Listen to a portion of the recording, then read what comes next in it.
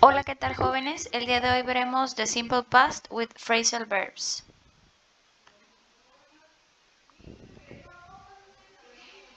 ¿Cuándo utilizar the simple past tense? El pasado simple lo vamos a utilizar para hablar sobre cosas que ya finalizaron, eventos pasados. Rebecca carried out with the experiment the last week. En este ejemplo, como pueden observar, tenemos una oración en tiempo pasado que dice: Rebecca continuó con el experimento la semana pasada. El pasado simple lo podemos acompañar de time expressions in the past, expresiones de tiempo en el pasado, por ejemplo, last week, la semana pasada, by acompañado de alguna fecha, 1980, in the 20th century, con fechas también pasadas, 50 years ago, hace 50 años. En el ejemplo que vimos, utilizamos el pasado simple con una time expression in the past de last week, la semana pasada. Rebecca continuó con el experimento la semana pasada. Casi siempre las time expressions las ponemos al final de la oración. Casi siempre. Ahora, ¿cómo formulamos the simple past tense? Bueno, recordemos que vamos a necesitar de una acción o de un verbo. Los verbos los podemos clasificar en dos tipos: verbos regulares e irregulares. Cuando hagamos uso de los verbos regulares, a estos verbos, para convertirlos a pasado simple, les vamos a agregar en la mayoría de las veces la terminación de y o ed, perdón, de o ed. Por ejemplo, el verbo play le agregamos la terminación ed. O podemos tener el caso del verbo study.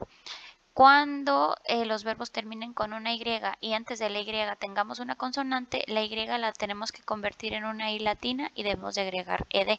Si el verbo ya termina con una E y es regular, entonces solamente en ese caso agregamos la letra D.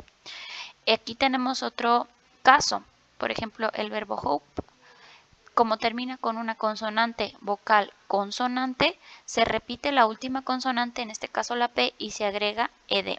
Y aquí tenemos dos ejemplos de dos phrasal verbs. Recordemos que los phrasal verbs se componen de un verbo y una partícula.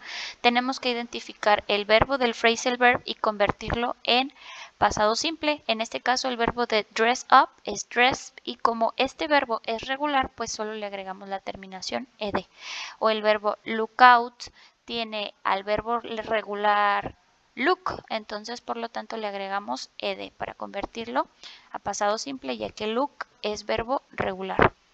¿Qué sucede en los casos de los verbos irregulares? Bueno, pues estos verbos no siguen reglas específicas. Ellos no se forman en pasado simple agregándoles la terminación de o ed. Tienen terminaciones o se cambian totalmente su forma. Por ejemplo, el verbo be, para convertirlo en pasado simple, bueno, lo tenemos que escribir como was o como were. El verbo have lo escribimos had.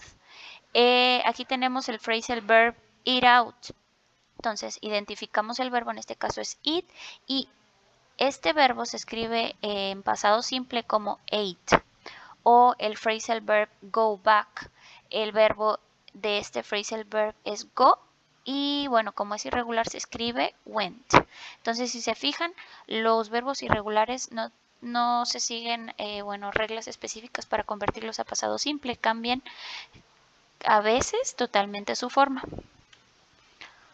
No terminan con la terminación de o ed. ¿Cómo formulamos nuestras ideas en pasado simple? Bueno, si queremos hacer una oración afirmativa, pues primero tenemos que colocar el sujeto de la oración, que es quien va a hacer la acción. Puede ser una persona, un animal, una cosa, o un personal pronoun. En este caso yo puse Rebeca. Después vamos a colocar nuestra acción en pasado simple. En este caso coloqué el phrasal verb workout, que significa hacer ejercicio o solucionar, pero lo tenemos que convertir a pasado simple, como está aquí. con la terminación ed porque work es un verbo regular, entonces por eso le agregué la terminación ed. Y después ponemos nuestro complemento. Entonces sujeto, nuestro phrasal verb en pasado y después nuestro complemento. ¿Cómo convertimos nuestro phrasal verb en pasado? Identificando primero el verbo y ya luego lo clasificamos si es regular o irregular y asimismo lo convertimos a pasado simple. Rebecca worked out the last week. Que es más o menos en español, Rebeca se ejercitó o hizo ejercicio la semana pasada. ¿Cómo hacemos una negative statement? Bueno, otra vez tenemos aquí nuestro sujeto y después vamos a colocar el auxiliar didn't. Este auxiliar se utiliza para hacer una negación en tiempo pasado. Es la contracción de did not.